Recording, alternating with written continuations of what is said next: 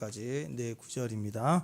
앞을 보시고 제가 한 절 읽고 그 다음 절 읽고 그래서 네 구절 같이 읽겠습니다. 누가복음 19장 33절입니다. 나귀 새끼를 풀어서 그 임자 풀 때에 그 임자들이 이르되 어찌하여 나귀 새끼를 푸느냐? 다 같이 시작. 대답하되 주께서 쓰시겠다 하고 그것을 예수께로 끌고 와서 자기들의 겉옷을 나귀 새끼 위에 걸쳐놓고 예수를 태우니 가실 때에 그들이 자기 겉옷을 길에 펴더라. 아멘. 예. 성경에 정확히 언급은 되어 있지 않지만 아기 예수님을 임신했던 마리아가 요셉과 함께 베들레헴으로 가는 그 여정에서 당나귀를 탔다고 믿습니다. 그래서 성탄절에 많은 이야기 그림들 또 이야기들을 보면은 이렇게 나귀가 이렇게 서 있는 모습이 있잖아요. 그러니까 성경에서 당나귀는 그냥 단순한 이런 동물이 아니라 어떤 영적인 그 상황에 항상 이렇게 등장하는 모습을 봅니다. 뭐 발람에게 당나귀가 막 예언을 했죠. 막 왜 때려? 그리고는 얘기를 하잖아요. 또 삼손이 죽은 당나귀 턱뼈 가지고 와서 그냥 블레셋 군대를 막 1000명을 쳐 죽이는 그때도 이 죽은 당나귀 뼈도 쓰임을 받았어요. 그리고 사울이 아버지의 낙이잖아요. 아버지의 낙이 잃은 낙이. 그래서 갑자기 뭐 당나귀 찾기 하다가 그냥 왕이 되는 기름 부음을 받게 됩니다. 당나귀 찾기 하는 거 좋은 것 같아요. 왕 되려면. 자, 이렇게 당나귀는 하나님의 계획과 목적을 이루는 도구로 성경에는 종종 이렇게 사용되었음을 알고 있습니다. 세상에서는요, 당나귀 그러면 이미지가 딱 하나 있습니다. 그것은 매우 고집스럽다 그런 이미지가 있습니다. 고집 피우는 당나귀, 많이 때리고 그렇죠. 어떤 이야기를 보니까 당나귀가 스마트폰을 사서 스마트폰을 보면서 막 매우 이렇게 웃고 있었다고 그래요. 그래서 너 왜 이렇게 웃니? 그랬더니 당나귀 고집이라고 이제 스마트폰으로 검색을 했더니 자기 얼굴 사진이 나왔대요. 그래서 웃었다 뭐 이런 얘기도 있는데 그만큼 이제 고집스럽다라는 상징을 갖는 게 이제 당나귀이기도 합니다. 제가 여기 오는 건 괜찮은데 나는 여기 찍힐까 봐 걱정해. 빨리. 자, 오늘 말씀은 예수님께서 나귀 새끼를 타고 어린 나귀를 타고 예루살렘에 입성하는 이제 장면이죠. 스가랴 9장 9절 말씀을 보면 시온에 따라 크게 기뻐하라 예루살렘의 딸들아 즐거이 부를지어다 보라 너희들의 왕이 내게 임하였나니 너희들에게 임하였나니 그는 공의로우시며 구원을 베푸시며 겸손하시어서 나귀를 타시나니 나귀의 작은 것 곧 어린 새끼 나귀니라 이렇게 말씀하셨어요. 그러니까 이 말씀을 스가랴 선지자가 메시아에 대한 예언인데 이 말씀 그대로 오늘 드디어 나귀를 타고 예루살렘으로 입성하는 그 모습을 이렇게 오늘 성취하신 겁니다.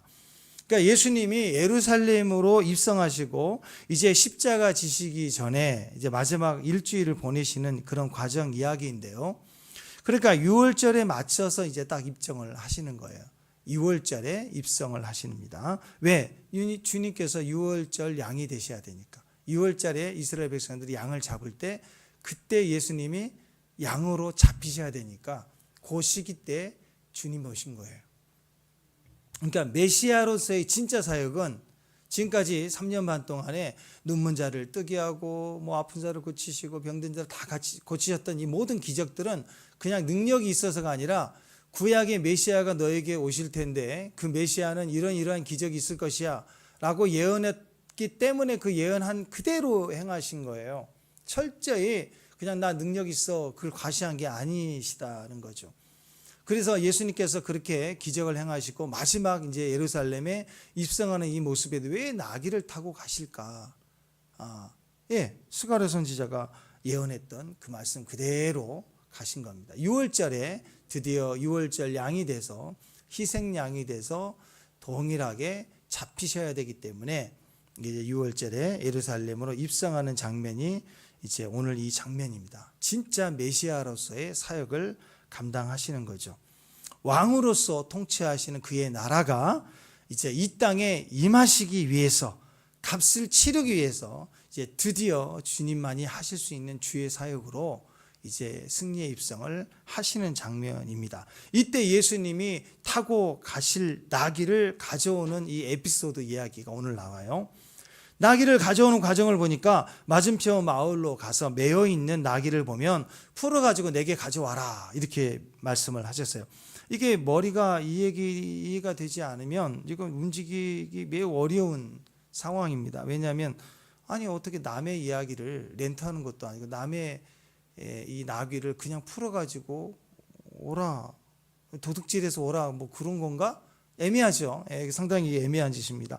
만약 주인이 또는 주변에 너 뭔 짓 하는 거냐 그러면 그냥 주가 쓰시겠다 하라, 그렇게 하래요. 이게 좀 이해가 되나요?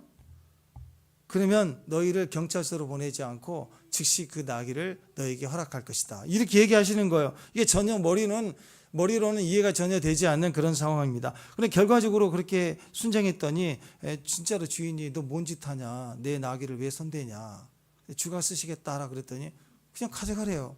이런 일이 실제로 생겼습니다.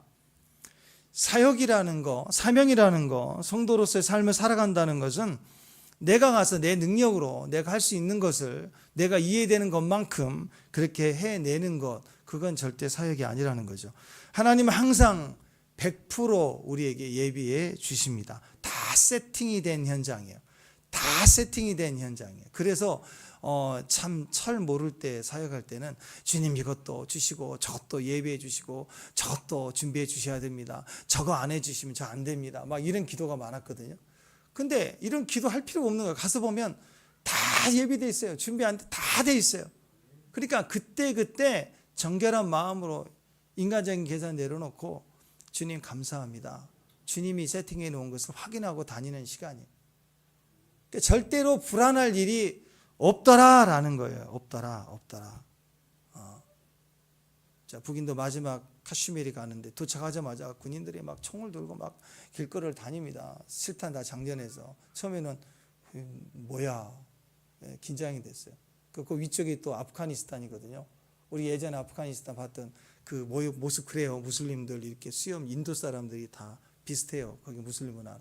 그리고 왔다 갔다 하니까 위압감도 느끼고 그랬는데 한 이틀 되니까 또 적응이 돼요. 아무렇지도 않고. 그런데 그 분위기가 그렇다는 거죠. 분위기가. 하나님이 우리에게 예비하신 모든 것들은요, 하나님 우리보다 더 철저하시고 더 완전하세요. 아멘.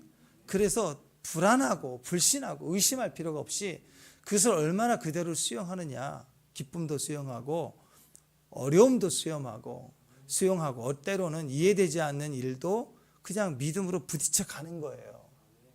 그것이 우리에게 지혜가 된다라는, 그게 사명이고 우리의 인생의 삶이라는 것입니다. 그냥 100% 예배해 주심을 믿는 거예요. 그리고 그냥 우리 보고 주님이 다 준비해 놓으셨기 때문에 이제 너희는 가라 하고 우리에게 말씀하시는 겁니다. 그러니까 세팅된 것을 믿고 순종해서 가면 이렇게 주님이 길을 열어주신다라는 거예요.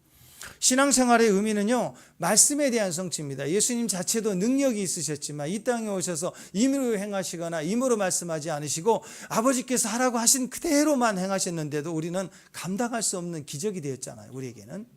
그래서 신앙생활의 의미는요, 철저히 말씀에 대한 성취예요. 내 욕심의 성취가 아니라 그건 우상 숭배하는 사람들이에요. 우리는 말씀에 대한 성취이기 때문에 우리에게 내게 주시는 말씀이 어떤 말씀인가를 확인하고 그 말씀을 붙들고 가기를 원하시면 돼요. 그 말씀을 붙들고 가는 과정에 필요한 것들은 다 주시고 공급해 주신다. 그렇기 때문에 우리가 신앙생활의 의미를 말씀에 대한 성취인 것을 믿고 철저히 내가 살아갈 목적이 바로 하나님의 말씀을 이루는 삶이구나, 이거예요. 우리의 삶에서 하나님 말씀에 대한 성취를 보는 것, 그것 때문에 우리가 하루하루를 살아가는 겁니다. 그걸 부르심이라고 얘기합니다. 그래서 사명이라고 얘기하는 것이에요. 우리가 영생을 얻었다라고 하는 것도 그냥 다행이야, 지옥 안 가서. 그게 아니라 예수 그리스도께서 우리에게 약속하신 것의 성취의 결과로 이제 누구든지 예수를 믿기만 하면 구원이 있는 거예요. 예수 없으면 구원이 없어요. 그래서 구원의 성취 역시 영생을 얻는 것도 역시 약속의 성취인 것입니다. 하나님 말씀에 대한 성취를 우리가 보았다. 그 그리스도에 대한 약속이 나에게 임하였다. 내가 믿습니다. 그게 구원이에요. 그게. 그러니까 우리가 하나님 말씀의 성취를 보게 되는 것, 그게 우리의 영원한 영생의 구원이라는 것을 믿으시길 바랍니다. 그렇기 때문에 우리가 날마다 기도하는 것도 뭐예요? 내 마음의 소원, 내 뜻대로 돼야지 하면서 무슨 인형을 갖다 놓고 저 나쁜 놈 하면서 아프지 어깨, 아프지 새끼발가락, 얼마나 아파봐라. 이게 다 인간의 욕망이고 귀신놀이 하는 거 아니에요, 그죠? 그렇잖아요. 이게 그렇게 내 마음대로 해버리고 싶은 거예요. 인간의 주술을 사용해서. 그게 인간의 악한 마음이고 귀신이 거기에 딱 달라붙어 있는 거예요. 우리는 그런 마음이 아니죠. 하나님의 말씀을 읽어야 돼요. 지금 내가 고난이 있을 때 그 고난의 이유가 바로 그놈, 그러니까 인형 같은 거 만들어 놓고 막 그림 갖다 놓고 막 찢고 그렇게 복수를 하는 거예요. 주술의 힘을 얻어서. 인간의 끝이 그런 거라고. 근데 하나님은 그 현실이 아플지라도 말씀부터 보라는 거예요. 말씀을 보면 나에 대한 하나님의 약속과 신실함이 어마어마하게 큰 걸 깨달으면 그 안에서 다 용서되고 품어내고 다 그 안에서 지나갈 문제가 되는 거예요. 그래서 내 삶의 약속의 성취를 보는 게 승리이고요. 그래서 기도라고 하는 것은 내 삶의 이유가 되는 예수님을 만나게 되는 게 기도인 거예요. 그 속에 인생에 필요한 모든 과정은 용서함, 뭐 우리에게 물질에 대한 또 마음과 몸의 육신의 상처, 치유 다 들어있는 거라는 거예요. 그래서 말씀을 보라. 말씀의 성취가 우리 삶에 하나님의 뜻대로 이루어진다. 그게 믿음이죠. 그래서 기도는 내 소원, 내 뜻이 아니라 내 삶에서 하나님 말씀에 대한 성취를 보기를 원합니다. 오늘 이 말씀이 내 삶에 이루어지기를 원합니다라고 간절히 소원할 때 우리가 강력해질 수 있다는, 우리 인생이 최고의 가치 있는 인생이 되기 위해서 절대적으로 필요한 것이 그래서 하나님의 말씀입니다. 말씀만 보면 그 말씀의 성취가 우리 안에 다 이루어져요. 할렐루야. 왜냐하면 사람은요, 상처를 받잖아요. 사람은 우울해지기, 상처가 반복되면 우울해지거든요. 그러면 감정의 한계가 딱 정해져 버려요. 그러면 이게 점점 우울해지면 감정이 굳어집니다. 암덩어리처럼. 그러면 기쁜 것이 와도 기쁨이 없어요. 기쁜가 보다. 슬픔이 와도 또 안 슬퍼요. 좋은 것 같잖아요. 아니에요. 굳어져 버리는 거예요. 반응이 없어지는 거예요. 계속 굳어져서 망하는 거예요. 이제 인생. 삶의 의미가 없어지는 거예요. 감정은 자유해야 되거든요. 그죠? 아멘? 슬플 때 울기도 하고. 그래서 불행한 일이지만 어떤 분은 너무 우울증 약을 먹어도 해결이 안 되는데 할머니가 자기의 유일한 소망인데 할머니 돌아가신 거예요. 너무 마음이 아프죠.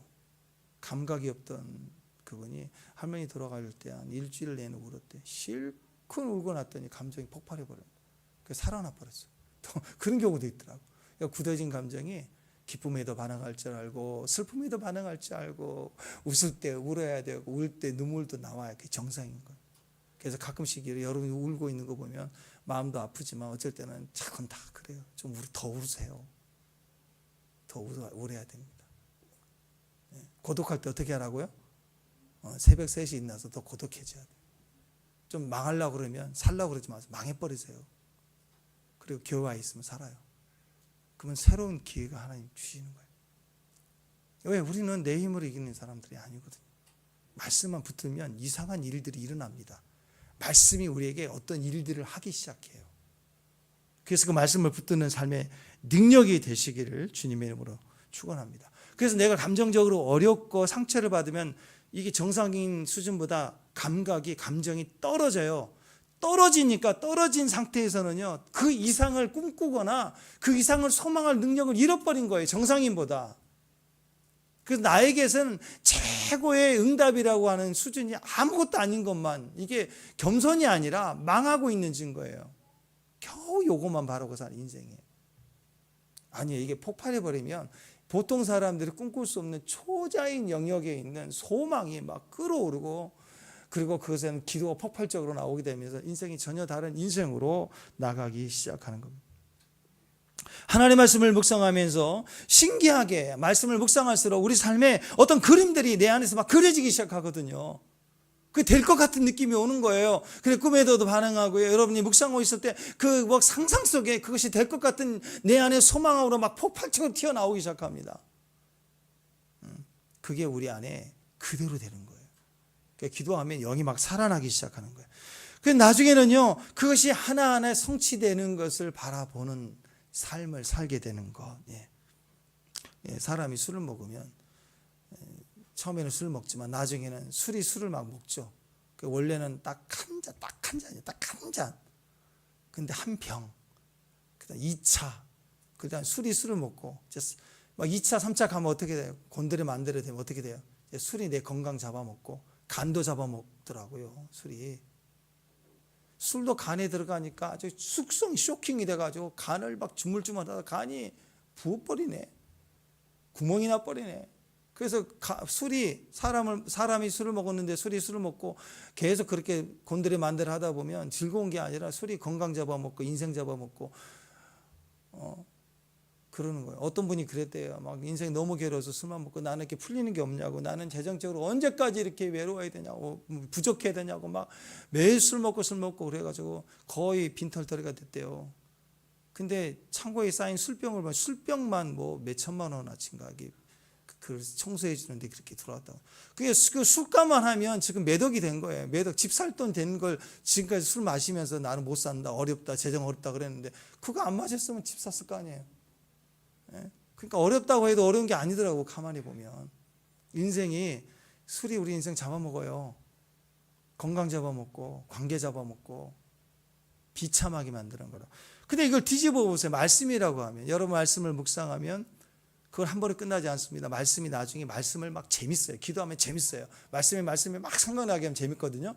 그러나 말씀이 내 인생 잡아먹고 내 건강 잡아먹고 어느 날 나의 모든 것을 회복시켜 나가고 내 인생이 전혀 다른 인생이 되게 말씀이 내 인생 잡아먹어 버린다니까요. 그 인생 되기를 바라요. 아멘. 내 인생 돌아봤을 때 온통 내 마음대로 내 뜻대로만 하다가 다 나는 되었다.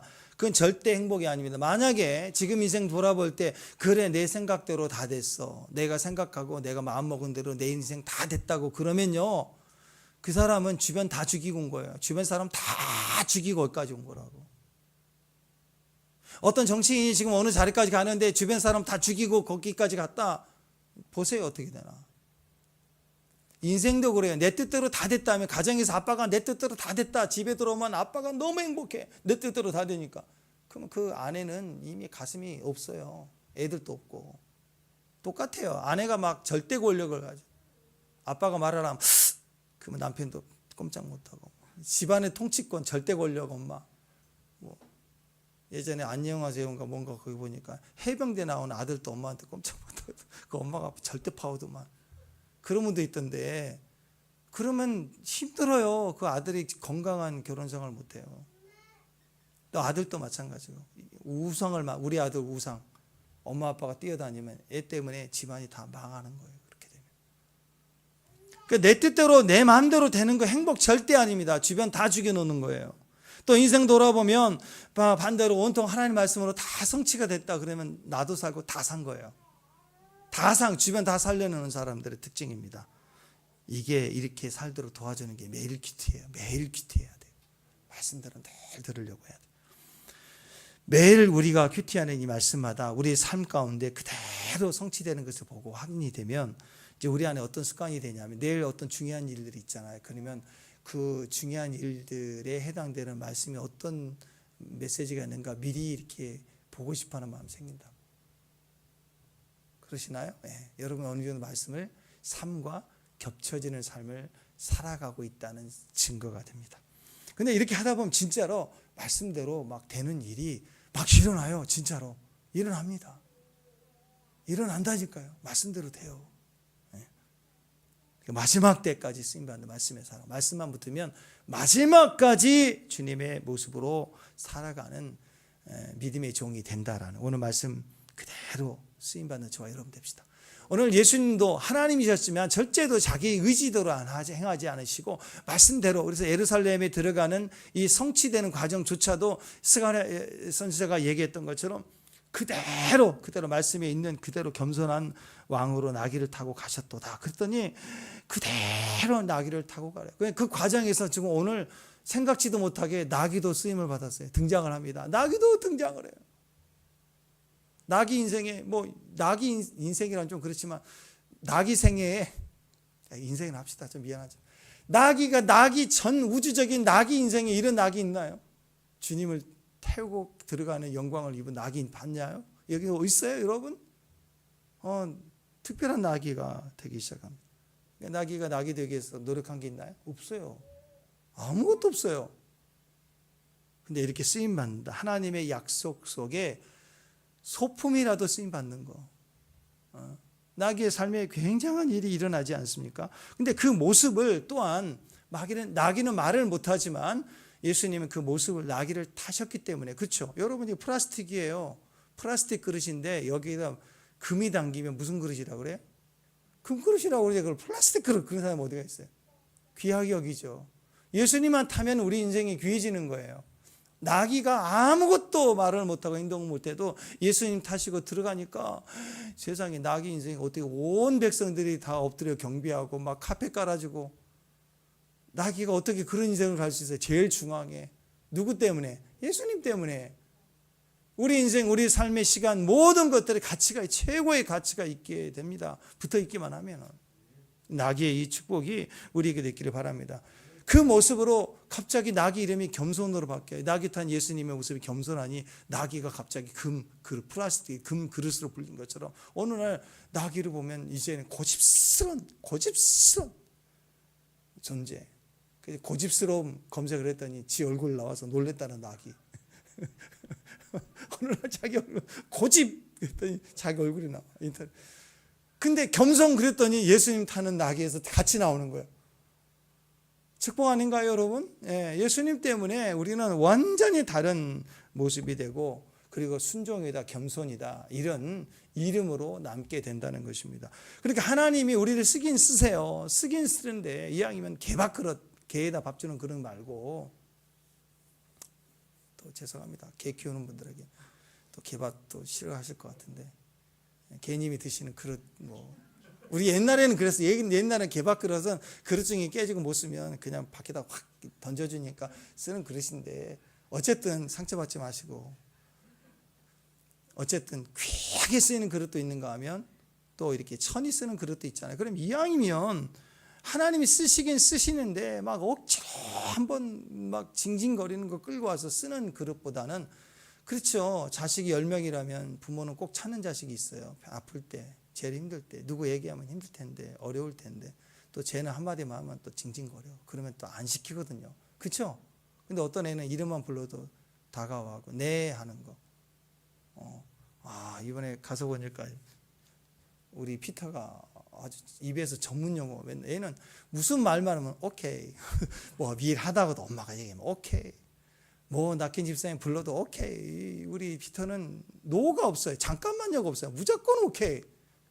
야, 이거 대단한 영성이거든요. 무조건 오케이 하고 움직이는 걸 보면서 은혜를 받았어요. 야, 주님 무슨 말을 해도 새벽이든 아침이든 부르기만 하면 오케이. 이거 굉장한 영성이거든요. 부모님들은 아실 거예요. 엄마들은 우리 자식들이 얼마나 오케이를 잘 안 하는지. 근데 피터가 대단해요. 나 굉장히 은혜를 받았어요. 어쨌든 이렇게 하나님이 쓰시는데 하나님이 쓰시기 쉬운 사람이 있어요. 하나님이 쓰시긴 쓰시는데 매번 설명을 해줘야 쓰임받고 또 끌고 와야 돼요. 어느 때는. 이런 사람 말고 그냥 말만 하면 튀어오는 사람이 있다면 주인이 쓰시기에 합당한 그릇 아닌가요? 그죠? 예. 갤럭시가 좋아요. 아이폰은 아직도 1년이 됐는데 적응이 안 돼. 어쩔 때는 막 헷갈려. 아직도 파일 하나 옮기려면 아직도 적응이 안 돼. 어떨 때는 막 찾으러 다녀야 되고 나도 헷갈리네. 쓰기 편하는 게 좋죠. 그죠? 안 그래요? 네, 쓰기 편해요. 주님도 그러실 거예요. 쓰기 편한 사람. 자, 쓰시기에 편한 사람. 주께서 쓰시기 편한 사람이 어떤 사람인가? 오늘 두 가지만 봅시다. 첫 번째, 순종의 사람입니다. 우리 인생도요, 순종에서 기적이 나옵니다. 우리가 순종을 통해서 기적을 맛보고 영광을 드러내는 그런 인생이 되는 것. 그게 주님이 바라보시는 모습입니다. 그래서 먼저 주님이 굳이 나귀를 타시고 십자가를 지시기 위해서 들어가신 거예요. 그냥 가시는 게 아니라 나귀를 굳이 타고 가셔야. 그러려면 초자연적으로 나귀 그럼 뿅 생길 수도 있잖아요. 하나님이시니까. 절대 안 그러죠. 거기는 많은 순종이 같이 예수님이 두 제자를 불렀잖아요. 그리고 그 사전에 얘기된 사람이 아닌 누군가의 나귀인데 그 주인도 그 얘기가 왔을 때 오케이 하는 상황. 순종이 드리는 거. 또 이 나귀는 또 무슨 또 죄예요. 나귀. 나 이번에 말 타면서 엄청 힘들었어. 말이 내 몸무게를 감당할까 어떻게 할까 해서 막 그것도 언덕길 올라가는데 막 다리를 들고 얘가 너무 아플까 봐. 낙한 집사 뒤에서 나보고 웃었다는데 나는 그 올라가는데 다리가 막 쥐가 나가지고 그 다음날 새벽에 다리가 쥐가 나서 팥을 발랐는데 얘가 내 몸무게를 감당할 거면 여러 번 이 중에 제일 강한 말을 달라. 그래서 저 말이 좀 세 보이는데 성교사님 목사님 휘말 타셔야 된다. 이상하다. 일단 휘말을 주셔가지고 저기 추천해 줘. 근데 얘가 조금 좀 불안해 보이는데 하여튼 탔는데 너무 힘들었어요. 내내 말을 쓰다듬며 가면서 올라가는데 이 말이 나 때문에 얼마나 힘들어할까. 막 가다가 또 얘가 막 이렇게 하니까 엄청 부담스러웠어요. 지금까지 너무 미안해. 다시는 내가 말을 안 타리라. 근데 이 나귀는 보면서 이 나귀가 무슨 말을 하겠어요.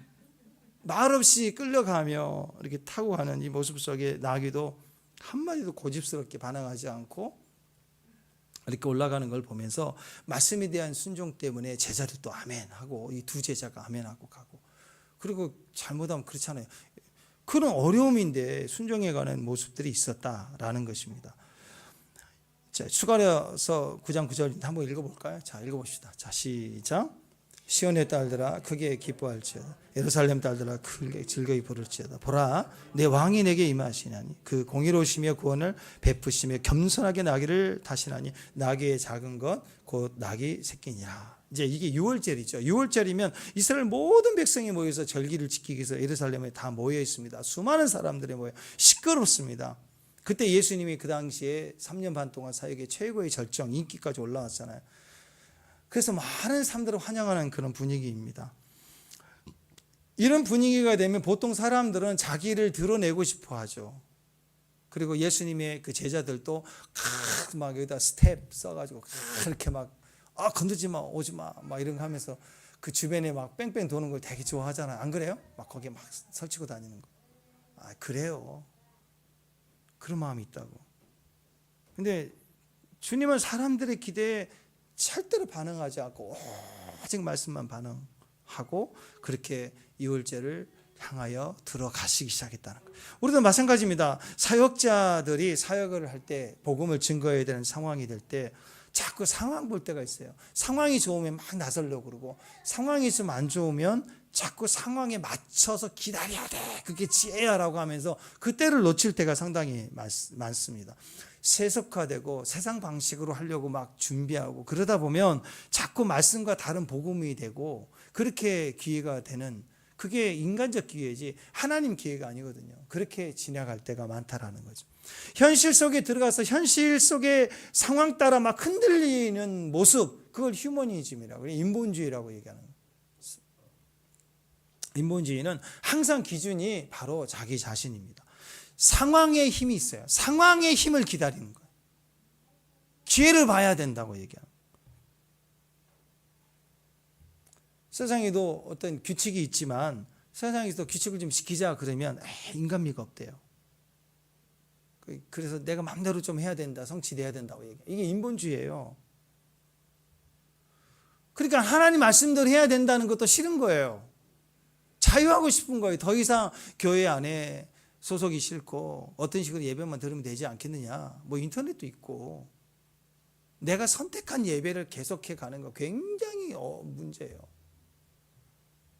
여러분 재밌는 건 예전에는 그 TV 하나 흑백이라도 있으면 마을 사람들 와서 막 드라마 같이 보고 그랬잖아요. 선택권이 그 권력을 상징했거든요. 보고 싶어도 못 봐. 나 저 야구 보고 싶은데. 근데 엄마가 드라마 보지. 나 재미없는데 어렸을 때. 어렸을 때 뉴스가 재미없었나 봐. 아버지가 뉴스를 보면 저 만화 보고 싶은데 뭐 기다려야 돼. 말도 못하고. 근데 요즘에는 선택권이 자기에게 있죠. 집에서 엄마보다 애들이 먼저 선택권이 있고, 또 그 안에도 안 싸워도 돼요. 이제 리모컨 싸움이란 게 없어져서 지방에 가서 내가 보면 되는 거예요. 안 그래요? 그러니까 뭐든지 내가 선택하는 거예요. 예배도 내가 선택. 내가 보기 싫은 장면 스킵해버리고, 또 듣다가 좀 불편하면 넘겨버려. 용서 얘기하고 십자가 얘기하면 결론으로 가버려. 결론만 딱 보면 되니까. 그래서 인터넷의 방송에 풀로 보는 사람이 없다고. 한 10분이네 10분 설교 내용. 그래서 어떤 교회는 시식은 없애기 시작합니다. 너무 타성을 시켜야 한다고. 다시. 왜? 현장이 축복이니까. 네. 근데 여러분 생각해 보세요. 사람들이 이렇게 자꾸 자기 생각이 우선인 거예요. 그러다 보니까 하나님과 관계에서 자꾸 흔들리기. 이게 다 상황의 이야기거든요. 상황을 설명해 줘야 돼요. 상황을 적절하게 표현해 줘야 돼요. 그럴 때 조금 움직여주는 게 인본주의예요. 아니, 사역에 무슨 설득이 필요해요. 사람의 생각, 판단을 깨부시고 그냥 말씀 때문에 뜨거워질 수 있다는 것, 그게 예배입니다. 상황이 우리의 존재를 끌고 가면 절대 안 돼요. 반드시 망해. 불행해집니다. 상황 때문에 돈 좀 얻었다고요? 그러면 그 상황에 더 묶이는 거예요. 그 얻어진 혜택을 묶이는 거예요. 그래서 더 이상 못 빠져나와요. 상황에 끌려다니는 사람이 되면 절대 안 됩니다. 성도는 반드시 움직임의 원칙과 기준이 있어야 돼요. 그게 말씀이에요. 말씀에 맞으면 맞는 거예요. 아니면 기다리고 기도하면 되는 거예요. 사람에 따라, 상황 따라 움직이면 반드시 눈물 흘릴 때가 온다고요. 상황 보고 사람 만나고, 상황 보고 움직이고, 그렇게 벌써부터 길들이기 시작하면 나중에는 너무너무 불편해지기 시작하고 힘들어지는, 자기가 자기를 절대 이기지 못하고 상황을 못 부살아요. 여러분, 코끼리가 힘이 얼마나 씁니까? 근데 어렸을 때부터 그 서커스단에 키운 코끼리를 말뚝을 딱 받아 놔가지고 이렇게 한 2m 줄을 묶어 놓으면 2m 반경 한 4m, 5m를 어렸을 때부터 매 묶여서 다니는 거예요. 나중에 코끼리가 덩치가 이렇게 커갖고 집도 무너뜨릴 만한 힘이 있어도요, 그 로프를 딱 끊어주는데도 못 가요. 그 바운드리를 못 나가요. 코끼리가 딱 뇌가 거기에 딱 경직돼갖고 학습돼갖고 못 나가는 거예요. 나가라 그래도 못 나가. 네. 태어날 때부터 동물원에서 자란, 바베큐 먹고 자란 사자, 밀림의 왕일까요? 사냥 못해요. 가면 죽어요. 사냥을 할 줄을 몰라요. 던져준 바베큐 먹었으니까. 갈매기, 강화도. 요즘 갈매기들 그 새우깡 주지 말라고. 소화 안 좋아지고. 소화기능. 우리가 준 새우 맛이 너무 좋아서 새우깡 먹다가 사냥을 못해. 사냥 맛이 없어. 뇌 염증 나고 죽어간다는. 길들여지는 거예요. 길들여지는 거. 상황. 던져주겠지.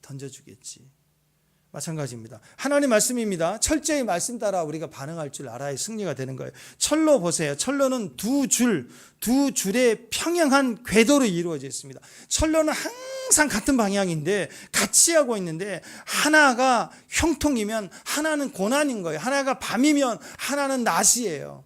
낮만 계속 있으면 좋지 않아요. 밤만 계속 있는 것도 좋지 않아요. 낮과 밤이 있어야 돼요. 고통도 있으면 거기에는 또 기쁨도 있어야 돼요. 기쁨만 있으면 기쁨이 아닌 거예요. 이게 두 가지 적절한 기준을 가지고 한 라인을 향해 계속 가고 있는 거예요. 항상 같이 가고 있는 거예요. 때로는 우리에게 기쁜 일이 아니라 슬픈 일을 만나도 그게 그 순간은 고통이지만 돌아보면 그것 때문에 기쁨을 더 크게 느끼게 해주기도 합니다. 그래서 여러분, 인생은 이 두 가지가 항상 같이 흘러가게 되어 있습니다. 그래서 극단으로 가면 안 돼요. 가난한 자가 복이고 고난이 축복이다. 그러니까 가난하고 고난에 우리가 참여해야 된다. 그러면서 너무 극단적으로 가난만 해주면 그건 문제가 되는 거죠. 또 형통이 복이다. 건강이 복이다. 복받은 사람은 절대로 아프면 안 된다. 이렇게 가면 또 문제가 되지 않겠습니까? 그죠? 우리는 아픔 속에서도 말씀이 있고 또 건강 속에서도 말씀의 축복이 있고, 그게 우리 삶의 균형을 이룰 수 있도록 하는 거, 그게 순종이고 그게 축복이 된다라는 거예요. 이사야 7장 9절 말씀 한번 보십시오. 자, 읽습니다. 시작. 에브라임 머리는 사마리아요, 사마리아 머리는 리알미아요. 만일 너희가 굳게 믿지 아니하면 너희는 굳게 서지 못하리라. 축복합니다. 믿음이 없으면 흔들립니다. 굳게 믿어야 굳게 설 수 있다, 이렇게 말씀을 하고 있어요. 두 다리가 튼튼해야 지진이 일어나면 넘어지지 않죠. 이번에 미얀마, 태국 지진 나면서 보니까 막 중국이 기업 나가서 건설했던 게 막 다 무너졌어요. 다 무너지고 어떤 빌딩은 그렇게 흔들리지 않았는데 옆에서 무너지니까 그거 보다가 그 빌딩도 무너지더라고. 흔들리지 않아요.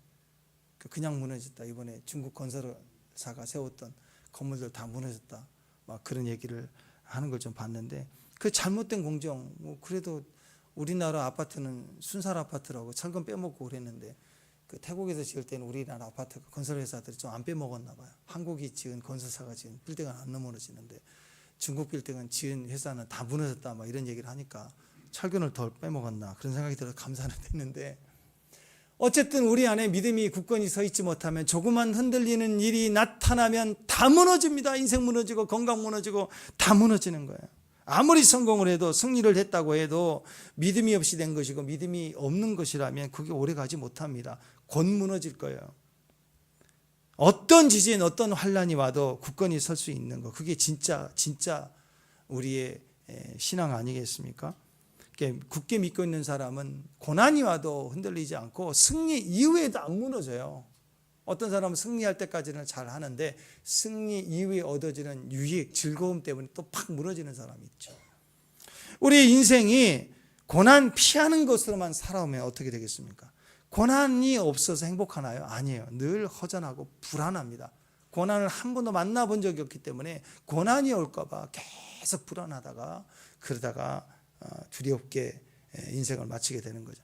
상황 따라 움직이겠죠. 고난을 피하는 쪽으로만 움직이려고 하지 않겠어요? 언제까지 피하고 위기를 벗어나고 또 벗어났다고 한들 평강이 있을 수 없습니다. 한 번도 부딪혀보지 않았기 때문에.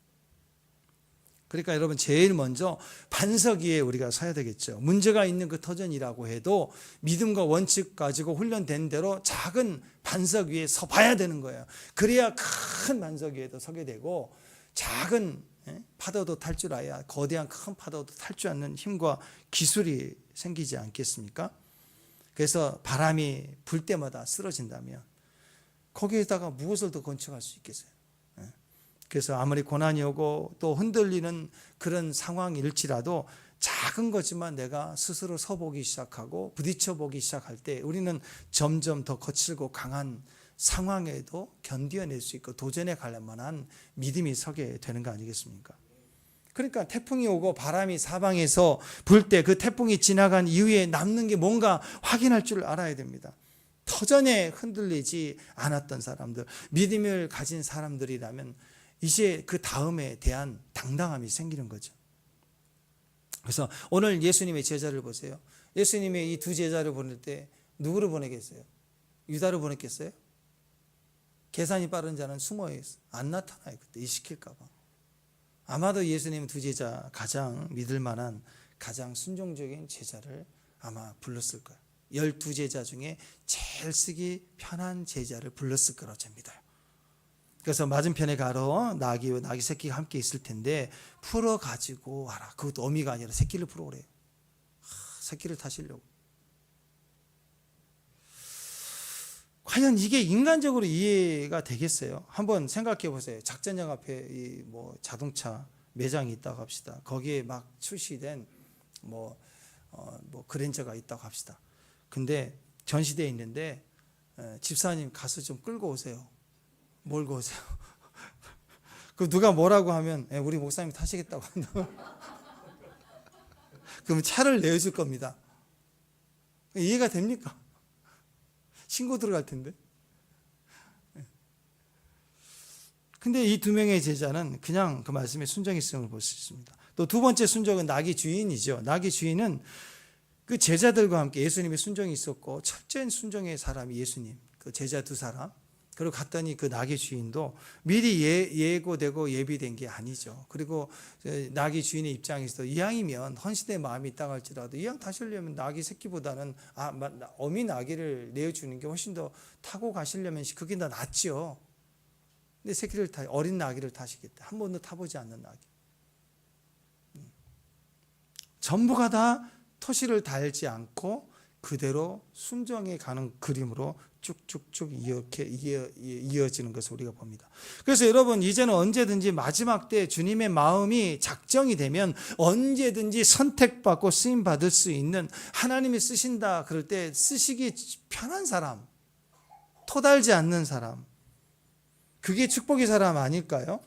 앞으로 선교사님들 또 외부 사역자들, 우리 외국 목사님들, 이번에 제가 올라가면서 이전까지 제가 받았던 외국 목사님들 예언들을 한번 쫙 다 들어봤어요. 계속 잊어먹고 있었는데 비행기 시간 기니까 계속 들어보니까 우리 교회 이런 꿈들을 더 주셨지, 다시 한번 새롭게 생각이 많이 났습니다. 그래서 기회가 되면 이제 또 다시 한번 들어와서 모시고 와서 우리 같이 또 우리 예배를 드리며 또 그런 교회에 대한 예언을 또 해주면 또 다른 또 들을 수 있는 또 기회가 되지 않을까.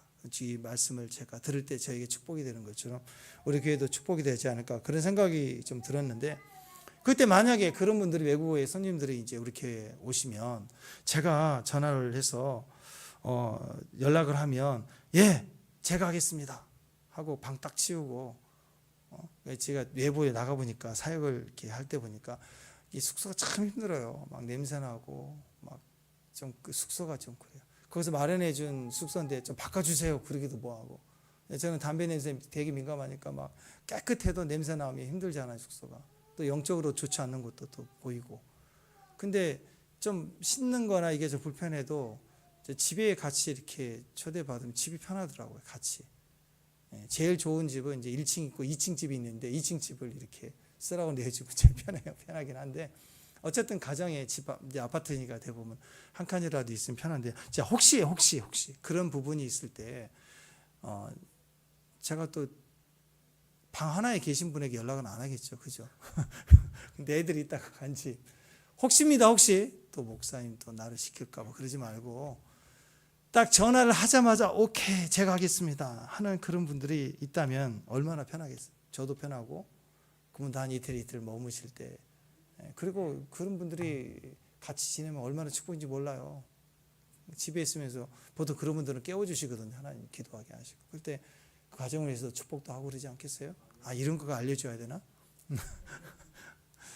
축복입니다. 축복. 운전해주고 이렇게 섬기는 게.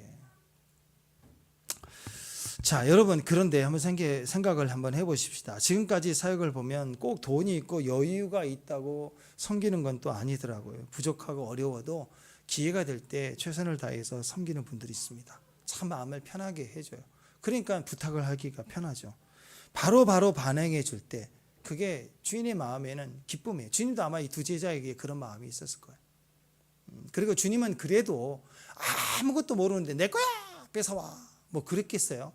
뜩 볼 때 아마 그분 정도면 내 얘기를 하고 사전에 얘기한 거 없지만 이렇게 주님이 쓰시겠다 하면 줄 수 있는 분이야라고 생각을 했기 때문에 그 영역에 매여 있는 것을 얘기했지 않겠어요? 전혀 모르는 사람의 것은 아니었다고 저는 생각을 합니다.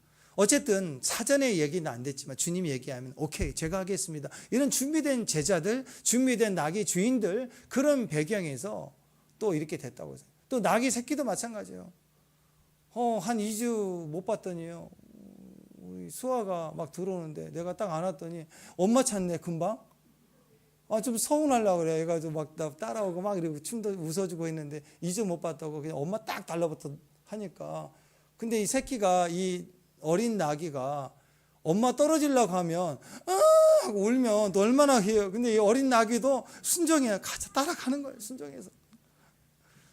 이 나귀도 순종적으로 이 쓰임을 받는 그런 모습을 보게 됩니다. 곧장 순종이 쉬운 사람, 즐거운 마음으로 순종하는 흐름으로 이제 거침없이 쭉쭉쭉쭉 이렇게 소수의 사람들, 가장 어린 나귀까지 이렇게 이어지면서 주님이 이렇게 들어가는 거예요. 입성을 하시는 거예요. 여러분 반면에요, 마귀가 쓰기 쉬운 사람이 있습니다. 모든 것을 다 가졌는데도 불구하고 주님이 좀 뭐 좀 하자라고 기회를 열어주시는데 아니에요. 바빠요. 저번에 말씀드렸죠. 콜센터 요즘에는 뭐 1577 그런 거 안 와요. 이제 02, 03이 이렇게 오기 때문에 또 2번 연속 오니까 한 번 안 받았는데 한 번은 예의죠. 예의로 거절했는데 또 계속 울리니까 내가 모르는 급한 일인가. 그래서 딱 받으면 안녕하세요 고객님 SK 뭐 쭉쭉씩 나오는데 끊어야 되는데 못 끊겠는 거야. 이분도 어려울 텐데 좀 들어줘야 돼. 근데 또 상황이 또 듣기는 어렵고 참 어려웠어요. 잠깐만 하면 또 계속 얘기해요. 그래서 힘들 때 딱 한마디 좀 제가 바빠서요.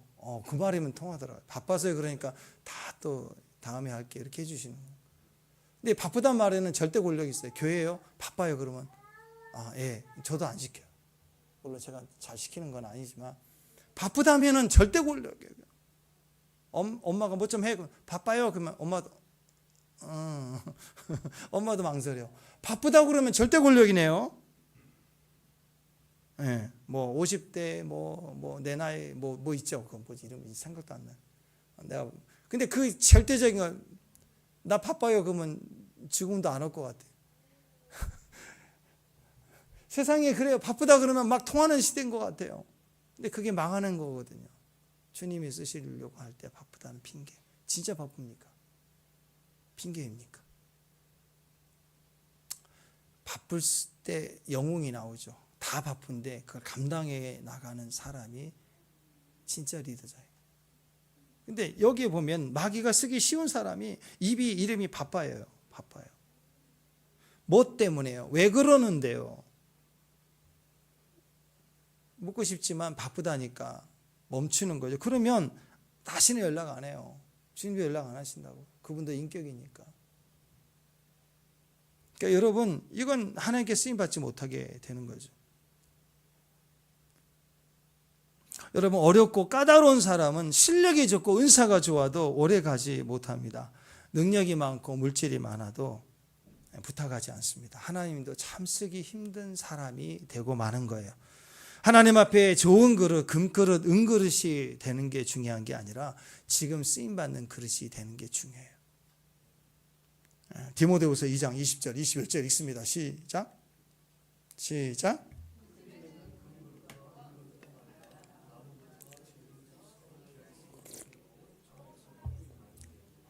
그러므로 누구든지 이런 것에서 자기를 깨끗하게 하면 귀 쓰는 그릇이 되어 거룩하고 주인의 쓰기 합당하며 모든 선한 일에 준비함이 되리라. 자기를 깨끗하게 해서 귀하게 쓰임받는 그릇이 되게 하라, 그 얘기입니다. 아무리 좋아도 장식된 그 그릇보다는 지금 쓰임받는 그릇이 제일 좋습니다. 그럴 때가 있어요. 이 그릇 너무 좋아서 어떤 귀한 손님 오면 그때는 쓰겠다, 아니면 보기 좋아서 산 그릇은요 딱 한 몇 년 지나면 그 유리도 또 이렇게 다시 닦으면 되는데도 이게 가치가 뚝 떨어지는 것 같아요. 옷도 안 입으면 한 3년 지나면 옷은 깨끗한데 왠지 떨어져 보이지 않나요? 그죠? 제일 좋은 그릇은 손때 묻는 거예요. 잘 쓰는 그릇. 그게 또 축복인 것 같아요. 그죠? 주님도 마찬가지입니다. 잘 쓸 수 있는 그릇. 장식된 그릇이 아니라 지금 내가 쓰기 제일 편한 도구, 제일 쓰기 편한 그릇, 그게 참 좋은 것 같아요. 그러니까 장식장에 100만 원짜리 좋은 세트보다는 다이소에서 3천 원짜리 접시가 굉장히 쓰기 참 편해요. 어떨 때는 그 접시를 찾아요. 계속 그것만 찾아요. 왜? 그거 놓기 편하니까. 그리고 깨져도 뭐 또 타면 되고. 근데 100만 원짜리면 너무 아까워. 깨질까 봐. 누가 만지는 것도 부담스럽고. 모셔만 둬야 돼. 사랑은 언제든지 쉽고 편하게 해주는 관계가 아닐까 싶습니다. 사랑은 사랑에 있어서는 쉬운 사람이 되는 거예요. 그게 가족 아니에요? 그죠? 그래서 쉬운 사랑하기 쉬운 분들을 존중해야 돼요.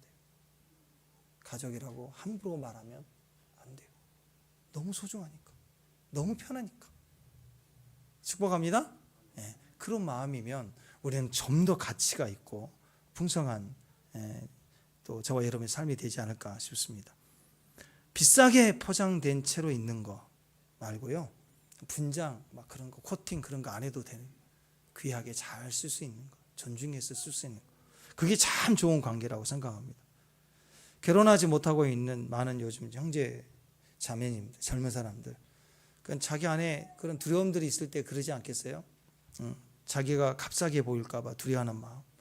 근데 결혼은요, 그런 사람들이 돼야 돼요. 그냥 편하게 있는 모습 그대로 서로 사랑이 쉬운 사람들끼리 만나는 게 제일 행복입니다. 제일 축복이에요. 그러지 않습니까? 예. 그래서 여러분, 그냥 너무너무 점점 불편해지고 까다롭다면 아무리 좋아도 그 오래 가지 못합니다. 자동차도 그래요. 새 차 사가지고 한 3개월, 4개월 지나 1년 지나면서 좀 여기도 좀 긁히고 그때부터 참 편해요, 운전이. 새 차 사가지고는 막 너무 힘들어요. 너무 힘들어. 잠도 못 자. 누가 긁어놓을까 봐. 그러니까 너무 좋은 차 사지 마세요. 마음이 편해야 돼요. 진짜 친해지고 사랑하게 되면 서로 쉬워집니다. 사랑이 쉽고 교제가 쉽고 마음 편하고 그냥 파자마 입고 그냥 와도 되고. 우리 교회 성도도 그런 거 아니에요, 그죠? 그게 좋은 거 아니에요? 예. 그냥 슬리퍼 신고 교회 와서 기도하다가 만나서 차 한잔 먹고. 교회 안은 다 있잖아요. 라면도 있고 마귀만 빼고 있잖아요, 그죠? 교회 들어오면 다 있어요. 먹을 것도 실을 때도 있고 악기도 있고 음악도 하고 찬양도 하고 얼마나 좋아요. 싸구려는 아니죠. 한 분 한 분이. 교회는 그 축복이에요. 제가 사역하면서 그래 볼펜 한 자리라도 여러분 주시는 거예요. 제가 이번에 선교 가면서 가방 그거 다 여러분이 사준 거거든요. 누가 사준 거다. 10년째인데 하나도 안 달았어요. 선교 올 때만 가져가니 깨끗하지 뭐. 안 그래요? 살 것도 없어. 아내가 얼마나 깨끗한지. 하나하나가 너무 고마운 거. 차 탈 때도 뭐 할 때 여러분이 다 싸구려 아니에요. 다 좋은 거 사준 거예요, 여러분. 옷도 다, 이거 옷도 다. 이런 거 다. 누군가는 헌신해서 우리 쓰는 거 아니에요, 그죠? 그러니까 가볍지만 싸구려가 아니에요. 그렇지만 쉽게 쓸 수 있는 게 교회 안에 많이 있잖아요. 그러니까 교회 와서 같이 얘기도 하고 누리고 혼자 뭐 하면 권사님 뭐 하세요? 집사님 뭐 하세요? 물론 시흥에 계신 보고 지금 당장 오라고 하면 좀 부담스럽겠지만 요 근처에 있는 분들은 권사님 잠깐 교회에 오시면 안 돼요? 차 한잔하고 싶어서요. 그럼 기분 안 좋아요?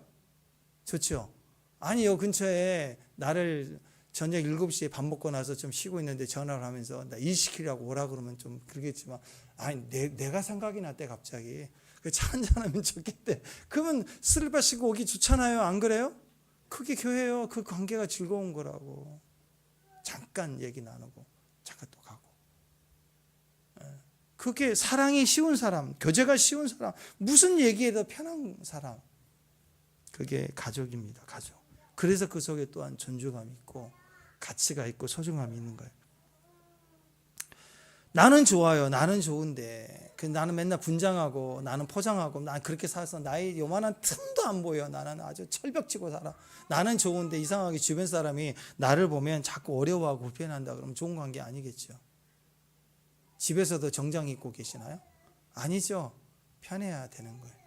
마찬가지입니다. 완벽한 것 좋아하고 완벽주의라고 해도 지금 주님이 쓰시겠다 그러면 당장 가보는 거, 움직여보는 거. 저는요 치밀한 계획이 있어야 될 것 같아요. 아니 그러지 말고 가보라 그러면 일단 가보는 거. 거기에 하나님이 우리를 향하여 계획하신 놀라운 일들이 있는 거예요. 그런 틈이 없으면 주님도 들어오시기 매우 힘들어했어요. 왜냐하면 그분도 하나님이시지만 그분도 인격이기 때문에 우리 인격을 다치게 하시면서까지 아무리 좋아도 다치게 하면서까지 우리를 끌고 가지고 싶지 않으신 거예요. 그러니까 그분을 마음을 상하게 하면 안 돼요. 우리는 주님에 대해서 그분의 인격을 소중히 여기고 기뻐할 수 있어야 됩니다. 그래야 내가 바뀌게 되니까. 사역자가 하나님께 쓰임받는 자리에 있는 사람이 자꾸 비싸게 구면요 쓰임받지 못해요. 너무 비싸게 굴면. 그러니까 조금 낮춰주면 주님 쓰시기에 참 편하시죠. 근데 원래 싸구려가 아니라 값진데 내가 나를 낮춰주는 거예요.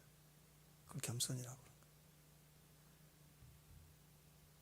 그러는 거예요. 마찬가지입니다. 여러분 하나님 앞에서 값싸지는 게 그게 힘들어요? 아니죠. 하나님 말씀에 내가 내 마음을 싸게 놓는 거. 가벼워지는 사람이 되어져. 그렇지. 제가 예전에 우리 교회 외국에 목사님들 오셨을 때 같이 교제를 하고 호텔에 모시다도 교회 집회하면서 중간중간에 보면서 뭐 세상에 호텔에 가가지고 짐 풀면서는 뭐 나이도 많으신 분들이 막 개구장이 돼가지고 막 벽에를 던지고 둘이서 막 나도 껴서 같이 던졌어. 강단에 딱 쓰면 홀리네 하나님께서 말씀하십니다 이렇게 하는데 강단에서 막 장난도 치고 막 그런 거 보면서 막 천진난만하는 거예요. 막 너무 거룩한 척 안 하고. 그걸 보면서 우리나라 사역자하고 많이 다른 걸 봐. 그래서 저도 이번에 가서 막 여러분 아시는 아재 개그를 막 날렸더니 선교사님이 약간 혼돈스러워가지고 이게 진담인지 목사님 농담인지 아주 헷갈려 하시더라고. 네, 막 그렇게 좀 해야 돼요. 여러분 아시는 거 했어요. 인천 아빠다. 반대말 인천 엄마다. 그랬더니 예, 여러분 집에서 아빠가 너무 권위를 가지면 안 돼. 좀 망가질 줄 알아야 돼. 예, 막 그런 교회 안에서 그런 모습들이 사실은 우리 안에 나의 벽, 나의 생각을 철저하게 지킬 때 벽이 되고 무너지지 않거든요. 그게 나를 지켰다고 생각하는데 주변은 다 죽여놓고 힘들고 숨도 못 쉬게 하면서 오는 과정이 될 수도 있다라는 거예요. 가벼워지십시오. 가벼운 사람이 되라. 철없이 굴어라는 소리가 아니라 우리는 이미 무게를 아는 사람들이기. 그렇기 때문에 충분히 내 자신과 원칙과 규칙을 내려놔도 되세요. 충분히. 예. 하나님 앞에서만 거룩하면 돼요. 사람들이 나를 어떻게 거룩하게 볼 것인가는 관심 없으셔도 돼요. 예. 그런 모습이면 다 같이 숨통을 튀면서 호흡하지 않을까 그런 생각을 하게 됐습니다. 다윗도 왕이지만 법궤가 돌아왔을 때 얼마나 좋았던지 막 기뻐서 춤을 추면서 옷이 내려가는데도 막 춤을 췄다. 그때 미갈이 옆에서 보면서 왜 값싸게 노냐고, 너 왕 아니냐고. 그렇게 비싸게 구는 미갈. 그러니까 더 이상 태를 주지 않죠. 하나님이 태를 열어주지 않죠. 그렇게 얘기를 하죠. 비싸게 굴면요 다음이 생산이 안 돼요. 출산돼 나오는 사랑이 하나도 없어요. 사랑받지 못해요. 그래서 여러분 비싸게 굴지 마세요. 내가 비싸게 군다고 원래 내 가치가 높아지는 것도 아니라고. 내 가치는 원래 가치예요. 금이 금그릇에만 있는 게 아니라 바닥에 떨어져도 금이잖아요. 그죠? 내 자체는 절대로 안 떨어져요. 하나님 나를 귀하게 여기시고 사랑으로 여기시는 그 존재의 가치는 절대로 무너질 수 없는 거예요. 그러니까 좀 땅이 떨어져도 돼요. 이렇게 저런 모양으로 다녀도 돼요. 주님이 쓰시기 쉬운 사람. 두 번째 사람이 겸손한 사람입니다. 그래서 나귀를 타시는 거, 큰 마차를 타는 것보다 나귀를 타시는 거 초라해 보이죠. 그것도 어린 나귀 새끼잖아요. 겸손을 상징한다. 또 큰 병마 왕이 타는 병마를 불마차 이런 거 탈 수도 있잖아요. 근데 아니었다는 거예요. 겸손하게 타셨다. 나귀를 타면 저는 이번에 리얼하게 경험을 했습니다. 말을 타고 언덕을 산에 올라가는데 엄청 힘들어서 그 인도하시는 분이 올라갈 때는 몸을 이렇게 앞에 해주래. 뒤로 가면 말이 힘들대. 또 내려갈 때는 또 뒤로 좀 이렇게 무게를 줘야 되는데 다른 분들은 반응 안 하는데 저는 몸무게가 있으니까 나를 두고 얘기하는 것 같아서 상당히 부담스러워. 이 말이 쓰러질 것 같은 거야. 이렇게 하면 막 앞으로 뒤로. 갑자기 얘가 뛰면 불안해서 막 서 있어야 돼요. 자전거 타는 것처럼. 안 타다가 막 장단지 땡기고 막 너무 아마 뒤에서 아마 낙현 집사가 보고 웃었다니까 제가 아마 돈키호테 같지 않았을까 그런 생각을 좀 해봤는데. 근데 예수님도 그래서 어린 나귀를 타셨으니 얼마나 미안했을까요? 예수님도 그냥 이렇게 타셨지는 않았을 것 같아요. 그리고 예수님은 비만은 아니셨기 때문에 좀 또 나으셨을지 모르지만 어쨌든 그 모습이 겸손한 모습이었다. 이것을 우리에게 상징해 주는 거 아니겠습니까? 그렇습니다. 우리는 겸손해요. 예배는 worship, 이 word이라고 하는 가치가 예배의 원어거든요. 예배는 가치가 있는 거예요. 가치 있는 사람만 예배 드릴 수 있어요. 싸구려는 예배 못 들어와요. 맞아요. 세속이 돼 있는 사람은 예배 안에 깊이 못 들어옵니다. 예배의 가치, 말씀의 가치, 그분의 인격의 가치를 아는 분들은 예배에 깊이 들어갈 수 있는 거. 가치의 축복이 있기 때문이죠. 제가 예능과 또 예술이라는 얘기를 했죠. 여러분, 예능은요, 생각 복잡하게 가지면 즐길 수가 없어요. 예능은 멍청해야 돼요. 같이 웃고 같이 떠들어야 하게 즐거운. 거기다가 저 얘기를 왜 했지? 하고 생각하면 예능이 재미 하나도 재미없어요. 예술적인 사람들은 예능을 재미없어 합니다. 반대로 예능을 좋아하는 사람은, 생각이 없는 사람은 예술 작품을 보거나 또 음악을 들을 때 재미 하나도 없어요. 하품만 하고. 모차르트 몇 번 하면은 뭐 쇼팽이 야상곡 같은 거 들어보죠. 뭐 그걸 딱 들으면서 똑같은 곡을 수백 년 동안 친 걸 이번에 또 연주자가 그걸 치면 이미 알고 있는 음악을 또 듣는데 왜 그게 그렇게 깊고 즐겁죠? 그 안에 생각을 하니까. 그래서 여러분, 예술 그 감상을 하고 머리가 힘들어요. 막 쉼이 필요해요. 음악을 듣고 나면, 클래식 음악을 현장에서 듣고 나면 막 너무 피로해요. 왜? 집중해서 그 선율을 느끼니까. 즐거움이 달라요. 가치가 있으니까. 그러니까 예능의 가치를 느낀 사람은 예술을 절대 안 하죠. 예술의 가치 있는 사람은 그렇게 막 휘덕거리는 거 별로 안 좋아합니다. 예배도 마찬가지. 예배의 가치를 알기 때문에 예배를 드리면 무겁거든요. 임재 안에 덮여지는 것 때문에 그 예배의 가치가 존중받고 큰 거예요. 근데 예능적으로 접근해 가면 예배 재미 하나도 없죠. 막 신나는 음악이나 할 때나 뭐 띵가띵가 하다가 끝나면 재미 하나도 없잖아요. 우리가 영적인 가치를 충분히 이해하고 예배의 가치를 알 때부터 점점 강해집니다. 그러니까 이거는 뭘 볼 수 있냐면, 지각하는 걸 보면, 예배의 지각을 자꾸 한다 그러면 가치를 모르는 거예요. 어쩔 수 없죠. 그 가치 무게를 알 때 가까워지는 거예요. 그리고 깊어지는 걸 기다려지는 거죠. 사업도 마찬가지 아닙니까? 사업자들끼리 만나는데 내가 기대하는 게 있고 저 사람이 가진 기대함이 있어서 우리가 좋은 사업 관계를 맺기 위해서 약속을 했다면 서로 일찍 오는 거 아니야? 그게 기본 아닌가요? 근데 기대감이 없어. 나는 다른 사람을 선택해도 돼. 근데 저 사람은 너무 절실해서 나를 만나기 위해서 제안을 해서 한번 미팅을 한다 그러면 저 사람 일찍 와 있지만 나는 일찍 가지 않죠. 그래도 되는 거니까. 예배는 누가 더 먼저 와 있어요? 주님이 먼저 와 계죠. 여러분, 주일날 예배 언제 시작된 줄 아세요? 보통 토요일 저녁부터 시작해요. 임재가 와요. 주일 예배 임재가. 그걸 느끼는 분이 있다고. 주님은 우리 예배에 너무나도 진지하시기 때문에 주님은 항상 먼저 와 계십니다. 그리고 그걸 느끼는 분들은 예배에 대한 기대감이 먼저 무거움이 있어서 와요. 지각할 수가 없는 거죠. 외교관이 지각을 한다. 그러면 그 나라의 국익이 떨어지는 거 아니에요? 기업가가 지각을 하면. 그래서 여러분, 큰 사업가나 작은 기업가들이 지각하는 예가 거의 없어요. 철저합니다. 다른 것보다도 약속에 대한 것만큼은 기업가들은 철저히, 그게 100% 이익과 연결되기 때문에 신뢰 잃어버리면 절대 안 되니까. 그러면 예배는 얼마나 가치 있는 걸까요? 그거 한번 생각해 보십시오.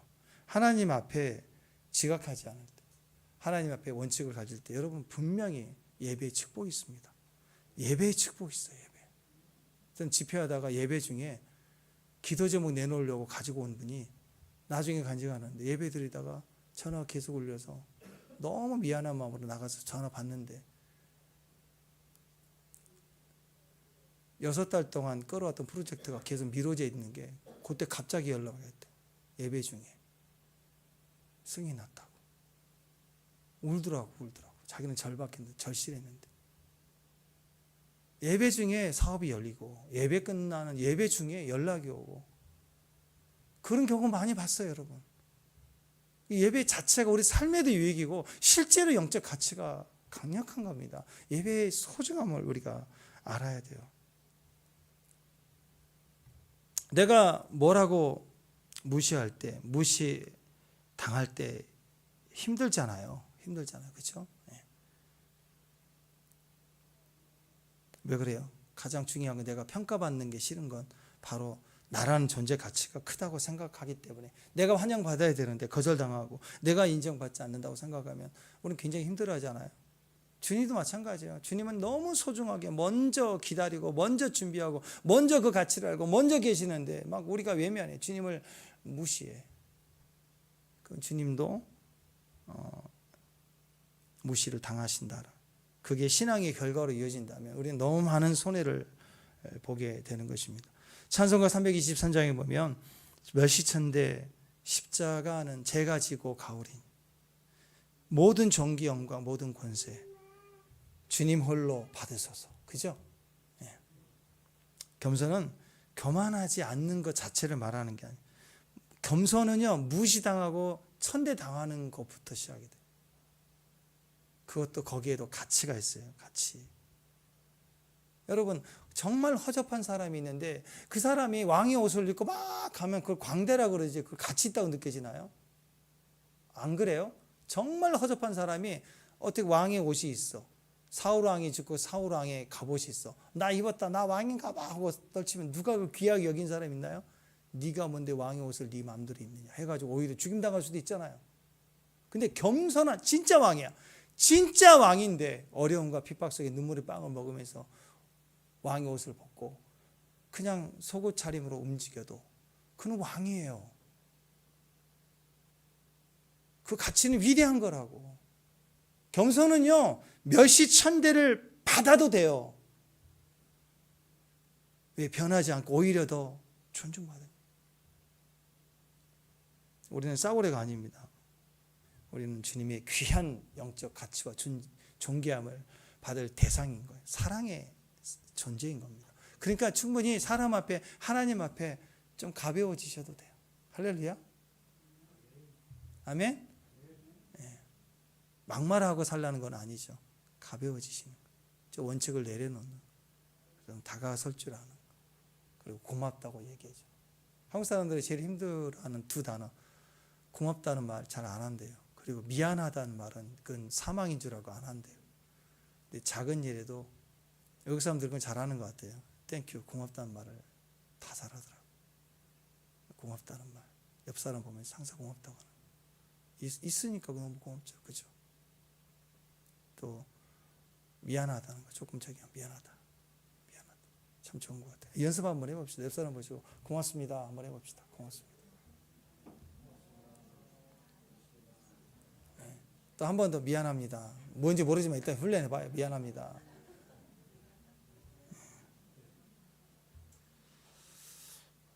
겸손은 무시당해도 됩니다. 천대 받는 것부터 시작입니다. 멸시천대 십자가는 제가 가지고 갑니다. 그처럼 찬양할 때 제발 립싱크하지 마세요. 가수도 아닌데 입만 뻥긋하지 마세요. 찬양한 자리에서 립싱크하지 마세요. 가수도 립싱크하면 싫어하잖아요. 라이브를 듣고 싶은 거 아니에요. 주님은 여러분의 음성을 듣고 싶어요. 찬양할 때 음치라고요? 괜찮아요. 뭐 멸시천대 받기로 했는데 음치가 뭐 걱정이에요. 찬양하면서 좀 망가지는 거, 춤추면서 망가지는 거. 내가 너무 고상하면 안 돼요. 우리 형제님들 너무너무 우리 드러머 보세요. 막 겸손해갖고 막 안 치려고 그러면 음악이 찬양 어떻게 되겠어요? 막 그냥 막 보니까 3박자 틀려도 치고 막 그러시더니 지금은 잘 안 틀려요. 그죠? 파워풀해요. 드럼의 소리가 팡팡 파워. 틀려도 막 나가니까 뭐 저 부르시면 아닌 것 같아요. 왜요? 그랬더니 좀 틀렸거든요. 그럼 내가 얼마나 힘들겠어 설득하려고. 근데 막 틀려도 막 가니까 너무 좋은 것 같아요. 근데 요즘은 거의 안 틀려요. 집사님 너무 잘하셔요. 마찬가지예요, 여러분. 립싱크하지 마세요. 찬양할 때 뛰세요. 움직이십시오. 노래하십시오. 기타가 예언하게 하십시오. 드럼이 예언을 하게 막 치십시오. 뭐 물고기 금붕어도 아닌데 입만 뻥긋하지 마시고 진짜 내 중심에 깊이 있는 그 존재의 소리를 내보세요. 그래서 찬양 음악이 큰 거 아니야. 크게 할 때 그 속에 섞여서라도 소리를 꺼내세요. 소리를 좀 꺼내세요.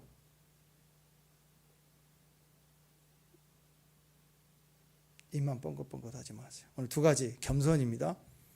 멸시천대 받겠다. 그리고 순종, 쉬운 사람, 사랑이 쉬운 사람, 쓰시기 쉬운 사람, 그런 두 사람의 모습이 되면 오늘 주님 앞에 또 우리가 살아가는 과정 속에 우리의 부르심의 열매가 클 줄로 저는 믿습니다. 그 두 가지 모습으로 주님 앞에 가는 저와 여러분 되십시다.